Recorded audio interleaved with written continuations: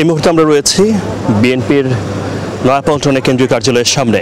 আপনারা জানেন যে রাতের পর থেকে এখানে বিএনপির কেন্দ্রীয় কার্যালয়ের আশপাশে আমরা পুলিশ এবং ডিবির সদস্যদের উপস্থিতি দেখতে পাই এবং আমরা এটাও দেখি যে বিভিন্ন সময় রাত 10টার পরে 11টার কাছাকাছি সময়ে আমরা দেখেছি যে বিভিন্ন সময়ে ককটেল বিস্ফোরণ হয়েছে। রাত 12টার পরেও ককটেল বিস্ফোরণের ঘটনা আমরা দেখেছি।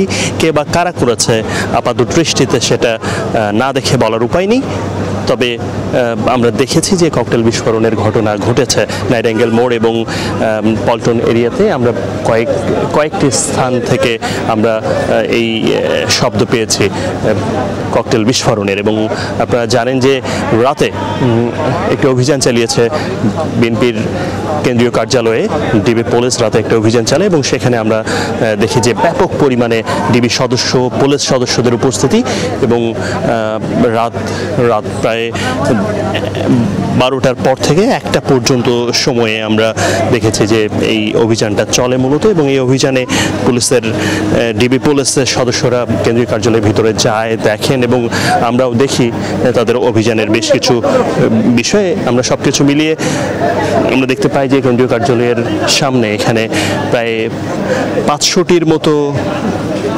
লাঠি পাওয়ার দাবি করেছে ডিবি পুলিশ। তারা বলছে যে কেন্দ্রীয় কার্যালয়ের ভিতরে 500টির মতো লাঠি পাওয়া গেছে এবং এর বাইরে প্রায় 100টির মতো ককটেল পেয়েছে বলে ডিবি পুলিশ পক্ষ থেকে দাবি করা হয়েছে, এটা তারা বলেছেন। এবং আমরা দেখেছি যে ভিতর থেকে তারা এই বিষয়টা অর্থাৎ এই লাঠি এবং ককটেল এটা উদ্ধারের বিষয়টা আমরা তাদের কাছ থেকে শুনেছি।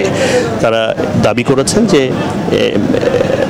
মনে করছেন যে কোটা সংস্কার বিরোধী যে আন্দোলন, সেই আন্দোলনকে ভিন্ন দিকে মোড় নেয়ার জন্যই মূলত এই নানাভাবে উস্কানি কিংবা এই ধরনের বিষয়গুলো জড়িত থাকতে পারে। এক্ষেত্রে তারা এসব বিষয়ের সঙ্গে সংশ্লিষ্ট রয়েছেন এমন 7 জনকে আটকের কথা আমাদেরকে জানিয়েছেন, যারা বিএনপির অঙ্গ সংগঠনের নেতাকর্মী।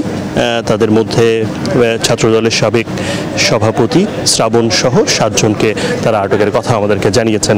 মূলত রাত এখন 1টা 4 মিনিটের মতো সময়। এই সময়টাতে ভেতরে দেখা যাচ্ছে যে কেন্দ্রীয় কার্যালয়ের যে গেটটা রয়েছে সেখানে এবং খোলা, পুলিশ সদস্যরা ভিতরে রয়েছে, ডিবি পুলিশ সদস্যরা রয়েছে, হারুনুর রশিদ, মশিউর রহমান সহ আমরা অনেক গুরুত্বপূর্ণ ডিবির উচ্চপদস্থ কর্মকর্তাদেরকে আমরা দেখেছি যে তাদের উপস্থিতি এখানে রয়েছে। পুলিশ সদস্যরা এখানে সতর্ক অবস্থানে রয়েছে।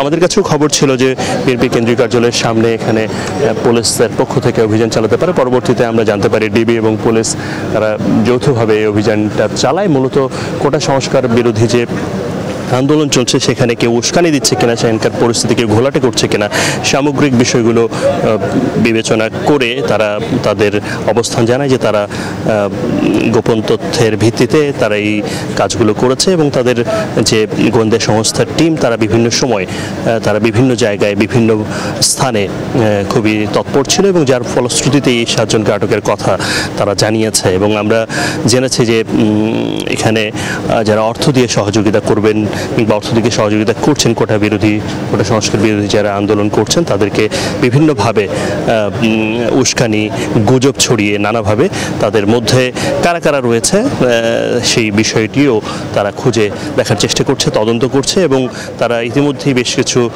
তথ্য হাতে পেয়েছে গুরুত্বপূর্ণ বলে আমাদেরকে দাবি করেছে এবং তারা মনে করছে যে সেই তথ্যগুলোর ভিত্তিতে যারা এগুলোর সঙ্গে ইনভলভ রয়েছে অর্থ দিয়ে সহযোগিতার কথা কিংবা ভিন্ন খাতে আন্দোলনটাকে সরকার বিরোধী আন্দোলনের দিকে মোড় নেয়ার বিষয়টা নিচ্ছে কিনা বা নেয়ার জন্য কেউ সহযোগিতা করছে কিনা, এই সব বিষয়গুলোকে তারা গুরুত্ব দিচ্ছে এবং তাদেরকে আটক করার তারা আটক করবে, চেষ্টা করবে। এবং তারা বলেছে যে আজকে অর্থাৎ মঙ্গলবার রাতে বিভিন্ন স্থানে বাসে আগুন সহ ককটেল বিস্ফোরণের যে ঘটনা ঘটেছে, কারা করেছে সেটা কিন্তু স্পষ্ট নয়। তবে তারা মনে করছে যে যারা এখানকার এই পরিস্থিতি অর্থাৎ কোটা সংস্কার বিরোধী যে আন্দোলন সেটাকে আরও একটু অন্য পর্যায়ে নিয়ে যাওয়ার জন্যই মূলত এই আগুন বা ককটেল বিস্ফোরণের মতো ঘটনাগুলো ঘটাচ্ছে বলে ডিবি দাবি করেছে। সব মিলিয়ে অভিযানের পরবর্তীতে সময়ে আপনারা জেনেছেন যে 500 লাঠিসহ 100 ককটেল এখানে পাওয়ার কথা তারা জানিয়েছে এবং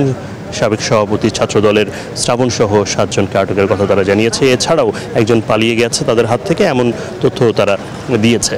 সব মিলিয়ে তাদের এই কার্যক্রম চলছে রাতভর। আমাদের কাছে আরও নিশ্চয়ই তথ্য আসবে, সব তথ্যগুলোই নিশ্চয়ই আপনাদেরকে জানাতে পারবো। মূলত কেন্দ্রীয় কার্যালয়, বিএনপির কেন্দ্রীয় কার্যালয় থেকে এখানেই ছিল, এই ছিল সবশেষ। আশা করি পরবর্তীতে গুরুত্বপূর্ণ তথ্য নিয়ে আবারও আপনাদের সামনে আসতে পারবো।